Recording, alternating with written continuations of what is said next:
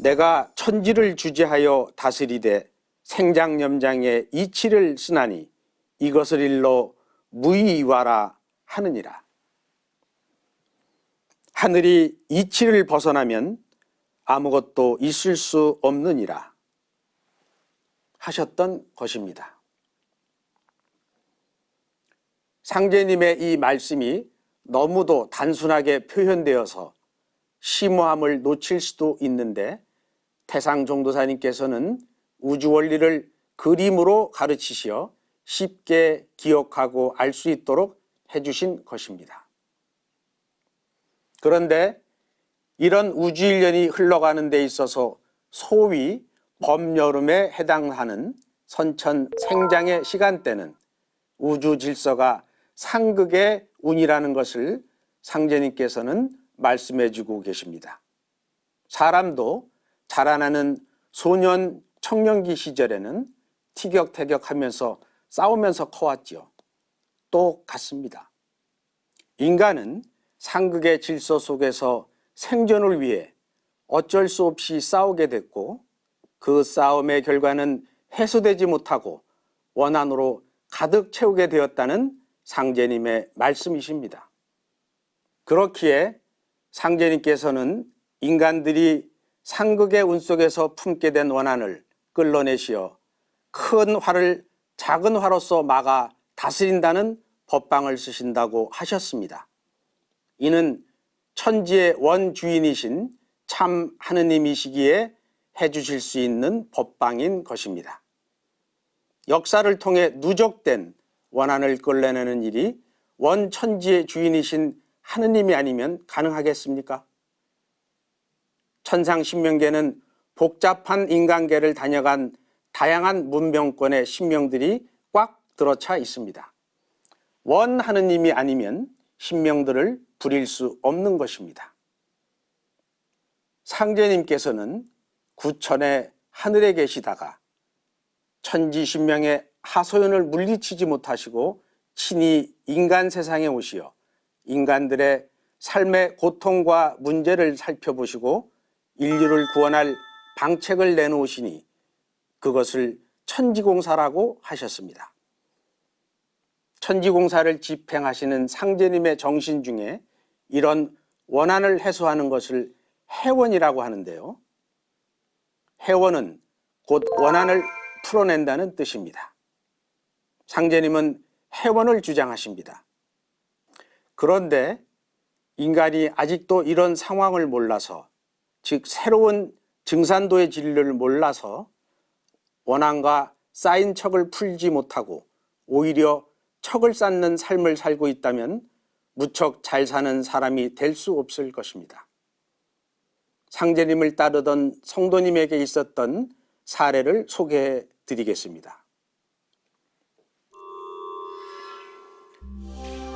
하루는 신경수가 돼지 한 마리를 기르다가 도둑 맞고 와서 아뢰기를 내성이 본시 가난하여 돼지 구할 돈이 없을 터인데 제 집에서 기르는 돼지를 훔쳐온 것이 틀림없습니다 하니 상제님께서 말씀하시기를 이놈아 내가 시켰다.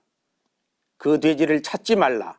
내가 전생에 남의 눈을 속여서 손해를 끼쳤으므로 이제 금생에 보복을 받은 것이니 분해하지도 말고 아까워하지도 말라 하시니라.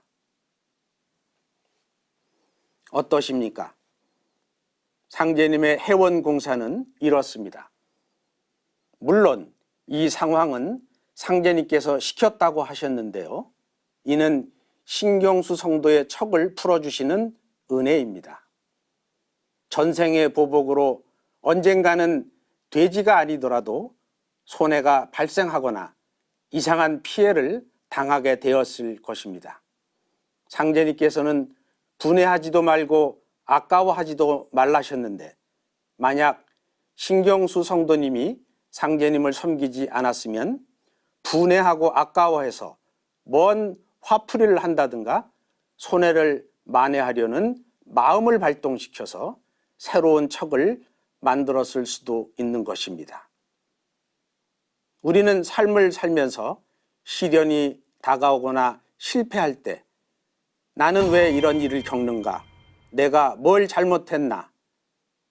소위 잘 되면 내 탓, 잘못되면 조상 탓이라는 말을 합니다.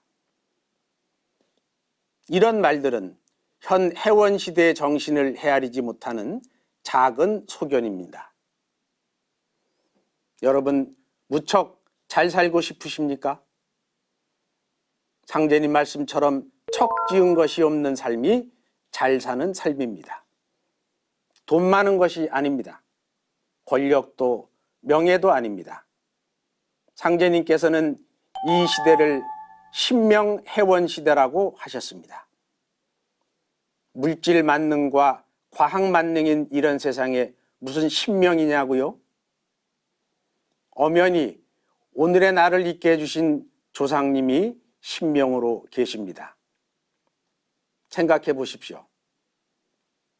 조상님이 계시지 않았다면, 사후세계에 신명으로 살아가는 세계가 없다면 이 세상이 존속해 내려올 수나 있었겠습니까?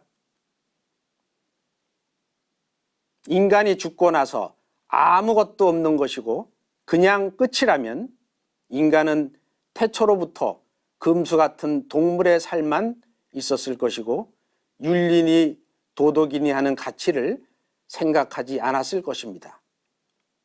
아니, 진짜 죽으면 끝인데 윤리적으로 도덕적으로 산다는 것이 또 필요나 합니까? 인간이 그냥 윤리나 도덕의 마음을 형성하는 것이 아니라는 것입니다. 사후의 신명세계의 삶을 발견하고 자각하는 것과 윤리 도덕 관념은 병행해서 발전하는 것입니다. 보이지 않는 신명세계를 깨닫는 힘이 정확하면 보이는 인간의 삶은 비례해서 바르게 살게 되는 것입니다. 선천은 성자들이 사후세계를 발견하여 인간의 정신세계를 발전시켜 왔고, 사후세계를 보지 못하는 대부분의 사람들은 믿음으로 임하는 것이지만 사후 신명세계를 전제하지 않으면 윤리며 도덕관념은 아예 성립되지 않는 것입니다.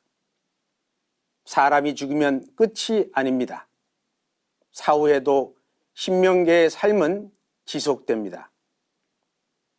인간으로 살았던 삶에 대한 심판도 기다리고 있으며 새롭게 살아갈 영적 성숙의 기회도 있습니다. 그렇기에 살아있을 때 어떤 가치관을 가지고 살아갔는가가 그렇게 중요한 것입니다. 이런 신명세계에 대한 가르침이 가장 정확했던 것이 사실은 우리 조상님들이 믿고 사셨던 9,000년 역사의 신교이며 상신상제님 성김이었습니다. 그 삼신상제님께서 바로 인간으로 오신 증산상제님이십니다. 그리고 역사에 쌓인 척과 원한이 풀려져 나가는 해원의 시각으로 현대 문명을 바라보는 것이 새 진리의식이며 지혜입니다. 무척 잘 살고 싶다면 증산상제님의 새 진리를 알고 깨쳐야 합니다. 상제님의 새 진리, 궁극의 진리, 최종 진리는 바로 도전에 담겨 있습니다. 여러분, 도전을 만나시고 도전을 성성이 깨진 마음으로 읽으셔서 무척 잘 사시길 기원하면서 제 말씀을 여기서 마치겠습니다. 감사합니다.